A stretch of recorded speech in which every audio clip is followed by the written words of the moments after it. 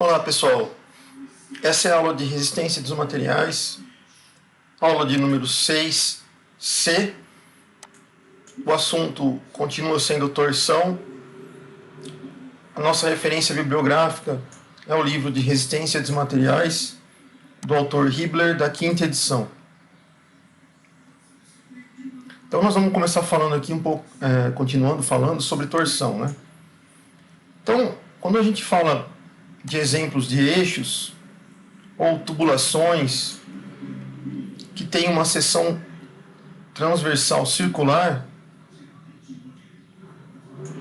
tá? Então, se eu pegar um tubo aqui ou um eixo de seção circular, esses exemplos eles são muito empregados em situações que a gente precisa transmitir movimento, transmitir potência, que são geradas por máquinas específicas.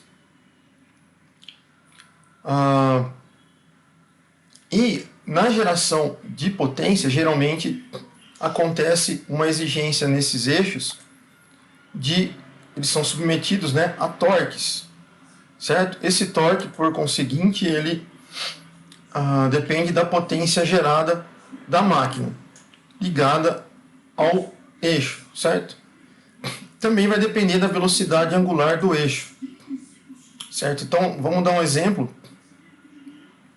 Essa máquina aqui na figura é uma máquina de cortar, ela tem um eixo, que a gente está vendo aqui, e ela recebe uma potência de um motor, tá? Então, você tem um torque sendo exigido no eixo para finalidade de funcionamento da máquina, e nós vamos calcular algumas grandezas, como potência, mesmo velocidade angular, para determinados eixos, como exemplo essa máquina que a gente está citando. Nós vamos começar definindo aqui o conceito de potência. Potência nada mais é do que a variação de energia sobre o tempo. Ou a gente pode substituir variação de energia por trabalho. Trabalho sobre o tempo. Só que trabalho nós podemos definir como o torque vezes a velocidade angular de θ. Portanto, a potência é igual ao torque vezes a variação do ângulo dividido pelo tempo. Só que nós sabemos lá da cinemática, né, que a velocidade angular ela é a variação do ângulo dividido pelo tempo. Então, se eu substituir dθ por t por w, que equação que eu vou ter? Eu vou chegar nessa equaçãozinha aqui, que é a potência igual ao torque vezes a velocidade angular. Se a gente for trabalhar no sistema internacional, a gente sempre vai usar watts, que corresponde a 1 newton vezes metro dividido por segundo. Então essa é a unidade de watts. Outra equação que a gente às vezes utiliza é que a velocidade angular é 2π vezes a frequência. Sendo que para um ciclo, que corresponderia a um giro, por exemplo, de um ponto A num círculo, né, e voltando sobre si mesmo, um ciclo, corresponde a 2π radianos. 1 Hz, que seria uma volta aqui, fechando o ciclo, né, em um segundo, por exemplo, eu completaria um ciclo, fecharia esse ciclo. Então isso corresponde a 1 Hz, certo? E nós podemos também utilizar essa equação, que potência é igual a 2π vezes a frequência vezes o tempo. O 2πf, não, perdão, vezes o torque, certo? Então, 2πf vezes o torque. Uma outra equação que a gente vai utilizar é essa equação aqui, que relaciona o momento de inércia polar dividido pelo raio. Você está trabalhando com eixo cilíndrico, né? Aqui o torque e aqui a tensão admissível do material. Essa tensão admissível normalmente ela é fornecida ou você encontra nas tabelas de apêndice dos livros, né? Lá atrás nós estudamos momento de inércia polar, que é essa equação aqui. E para um eixo que não é maciço, né, nesse caso aqui o eixo é maciço, para um eixo tubular, o momento de inércia polar tem essa equação. Então nós vamos aplicar agora as equações acima que a gente falou. Nós temos aqui um eixo maciço do tipo AB. Ele vai ser usado para transmitir 5 HP de potência do motor, no caso o motor M. Então o motor ele fornece uma rotação, transmite a esse eixo, e o eixo ele vai rotacionar com uma velocidade angular W, e como essa polia está ligada ao eixo, ela vai gerar um movimento linear aqui. Então o movimento de rotação foi transformado em movimento linear. Supondo que esse eixo vai girar com uma velocidade angular de 175 RPM e o aço do eixo ele tem uma tensão de cisalhamento admissível de 14,5 KSI, determinar o diâmetro necessário para o eixo, considerando aproximações de 1/8 de polegada. Bom, como é que a gente vai fazer? Primeira coisa, ele forneceu a potência para a gente. Então nós vamos transformar a potência, que é 5 HP, nós vamos transformar em pés libra por segundo. Ok? Nós vamos fazer essa transformação, visto que a gente vai utilizar o tempo em segundos, tá? Nós vamos utilizar isso. E também nós precisamos trabalhar com polegada, então nós vamos trabalhar pés vezes libra, que dá para trabalhar com polegada posteriormente. Se a gente procurar a relação de 1 HP para pés vezes libra por segundo, essa relação é a seguinte: 1 HP contém 550 pés libras por segundo.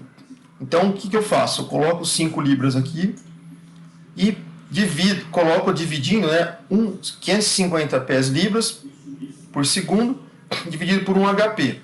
Por que eu divido por aqui HP? Vai acabar cancelando aqui, tá?